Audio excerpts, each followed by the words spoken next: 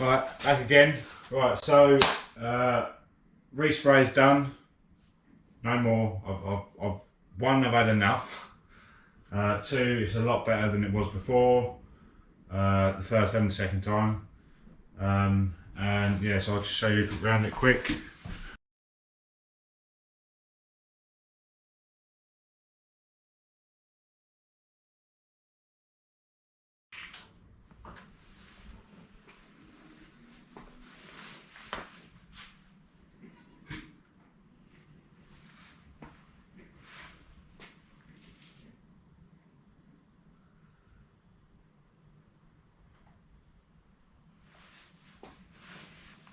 Obviously I couldn't show you around it before fully because it was over in the corner, so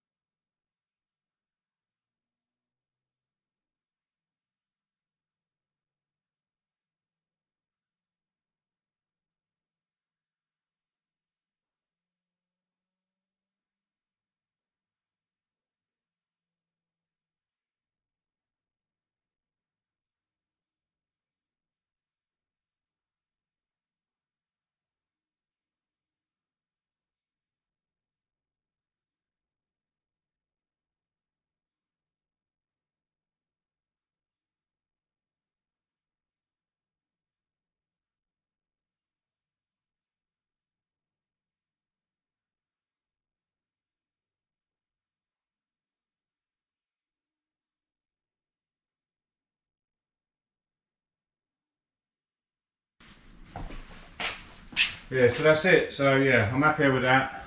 So now I can get on with other stuff. So just I've started unpacking bits and pieces from the various boxes, and I found that I hadn't drilled some holes for various things. Obviously, the ERA is different to. It was based on a mini. Well, it came out of the city, out of the factory as a mini city, and then obviously they took it to the Dunstable and adapted it for the ERA. So there is a filter that goes in the inner wing. I hadn't drilled that hole, so I drilled that yesterday. I've coated up the cut mark and just put a rubber seal around that. I hadn't put the heater hoses holes through, so I did them yesterday. Did the same, and I did keep the old bulkhead just as a guide.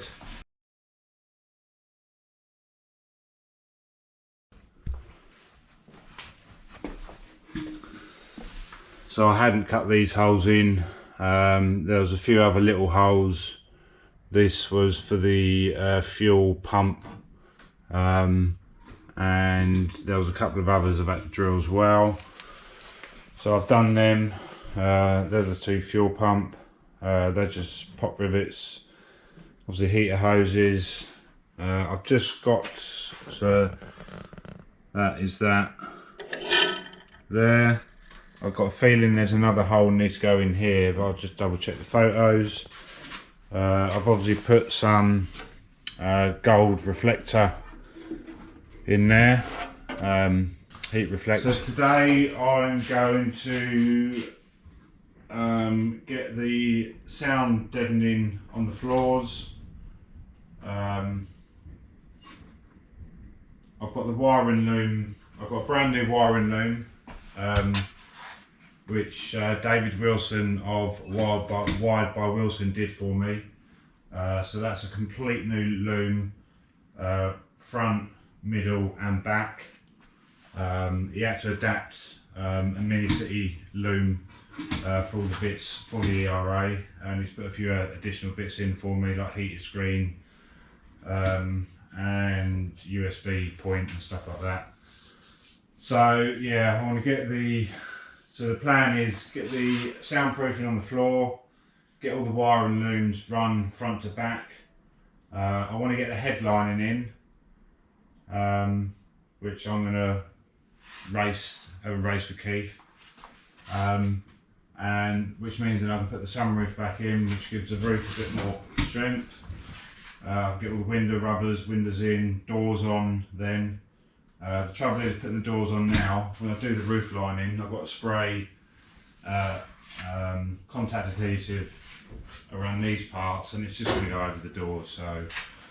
So I'll do that, and then I can get the doors on, and then just start.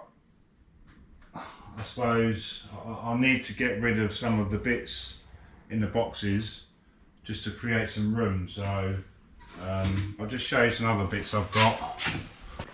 So pretty much most things on here are going to be brand new where I can. So I've got the new, that's the engine loom over there.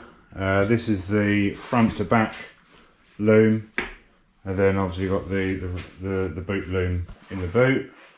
I've still got to put these on, but I'll do that once the sound deadening is in.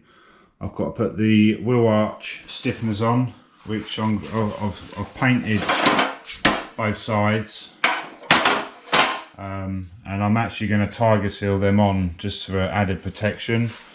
I've also got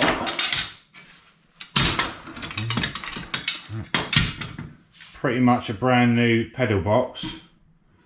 It is from an MPI, so it's got this bit on it here, which I may actually use that for some additional switches, so I won't cut that off yet. I can always just bend it round.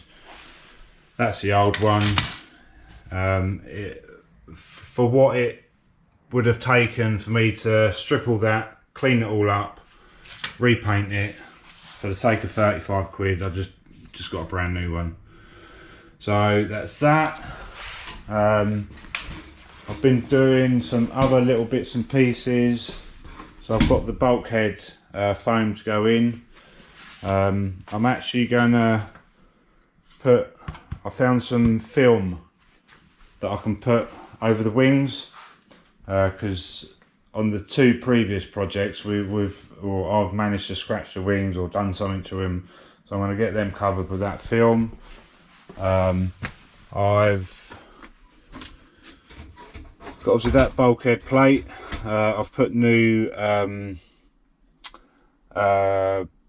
butyl tape around that, so that'll stick back in place. I've done the same on these heater vents, just for better sealing. I've cleaned up the air box as best I can.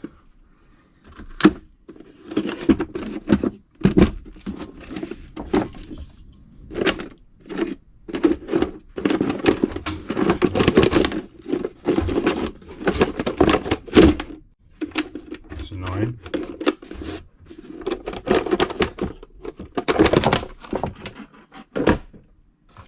It's got a new filter in there.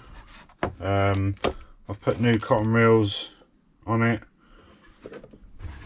new sticker, so I'll give it a good clean up. That's the best I can get it. I'm getting a new hose. The old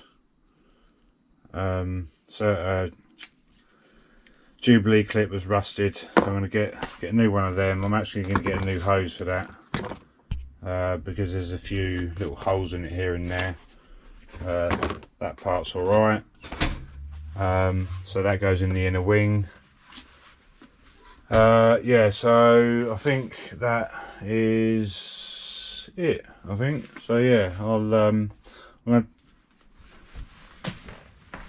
I've also got to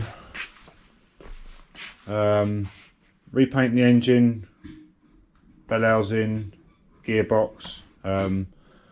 Not happy with that.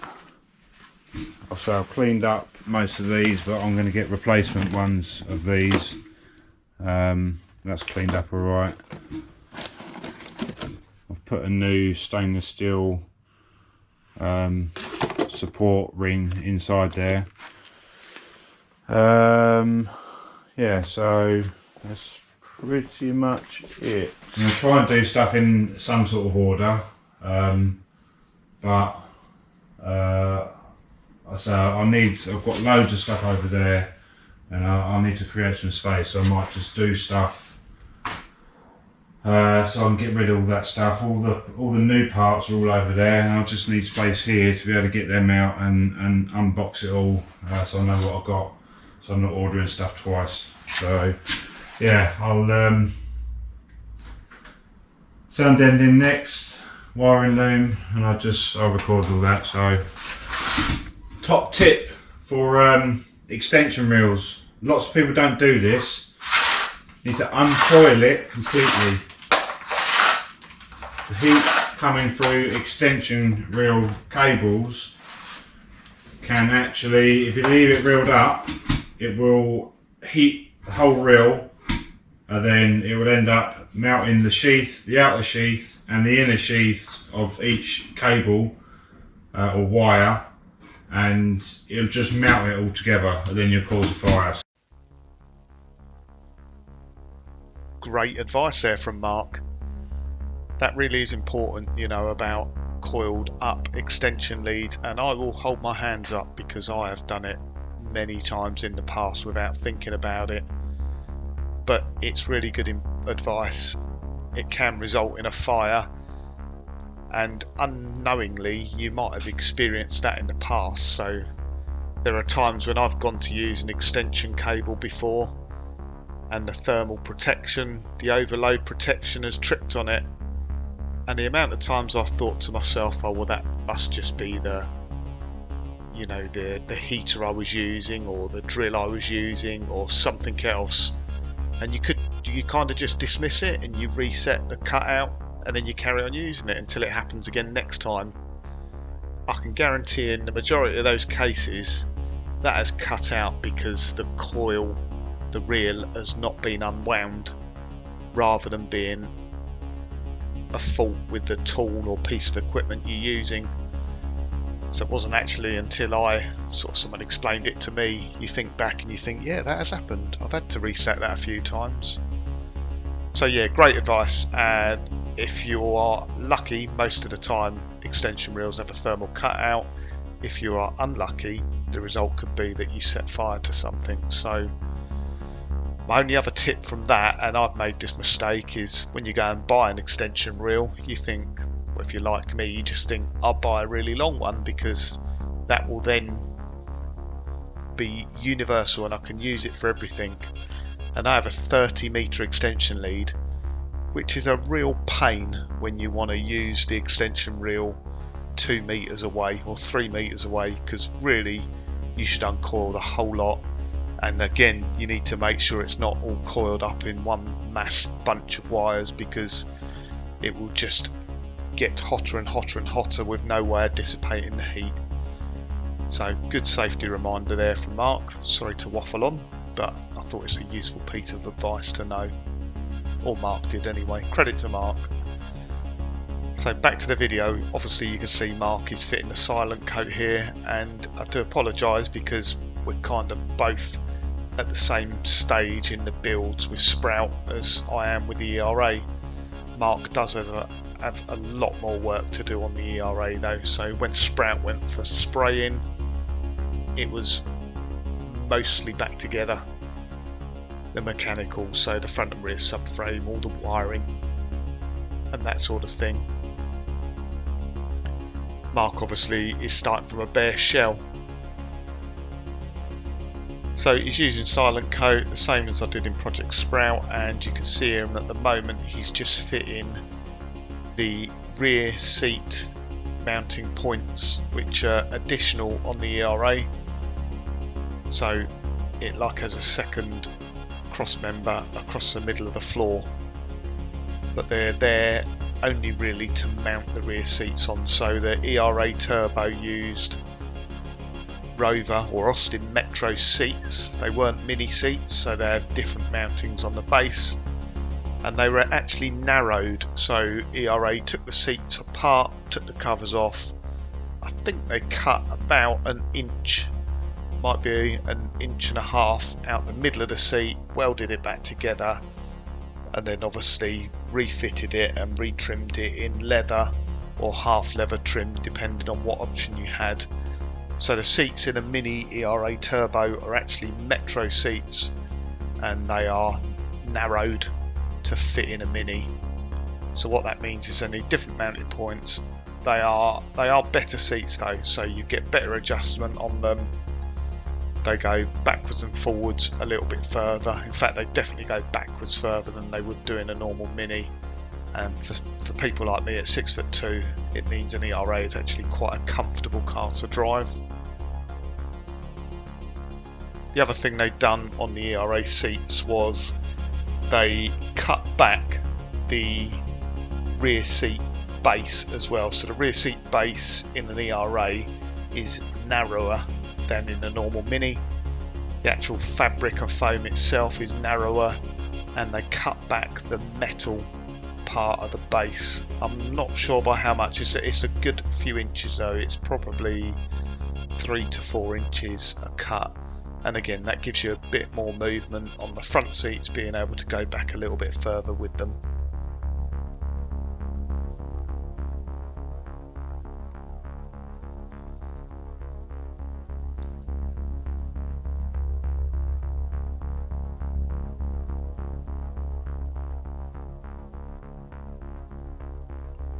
So looking at that, Mark has pop riveted those rear seat supports into the floor, which is I think what they've done from factory when they converted the ERAs, and Mark's now moved on to the wing stiffeners or strengtheners.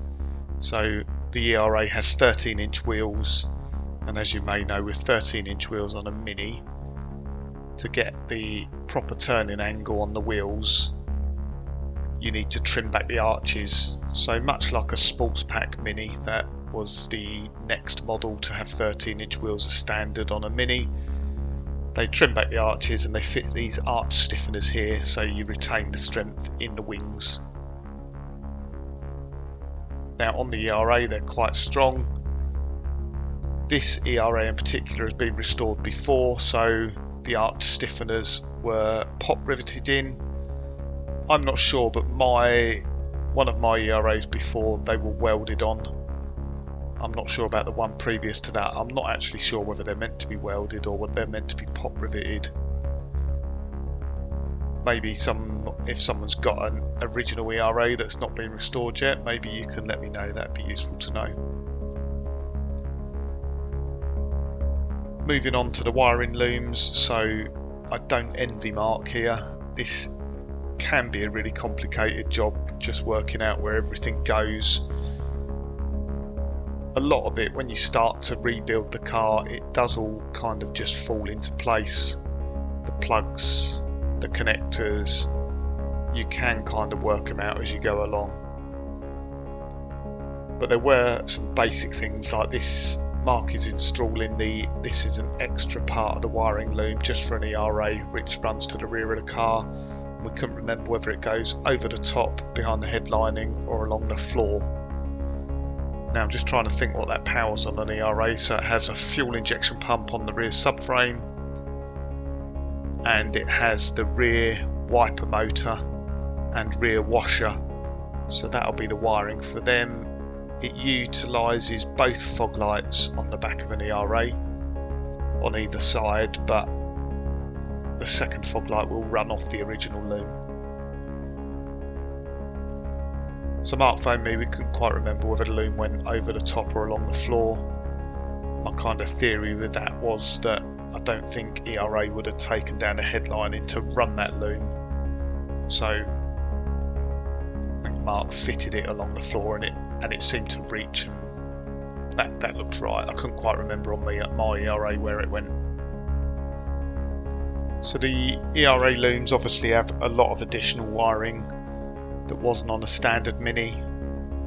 So they would have started out with a normal loom and adapted them for the ERA. So that's exactly what Mark has done. He's bought standard looms, correct sort of specification for the year, and sent them to David Wilson, wired by Wilson, to have them adapted to match the original ERA loom. And I do feel sorry for Mark at this point. So in a normal situation I'd be able to go down there and help him, but obviously I can't do it at the moment. So I'm trying to give him as much help and guidance as I can do over the phone or via text, but so far I think Mark's doing a great job. It certainly looks like it's coming together well.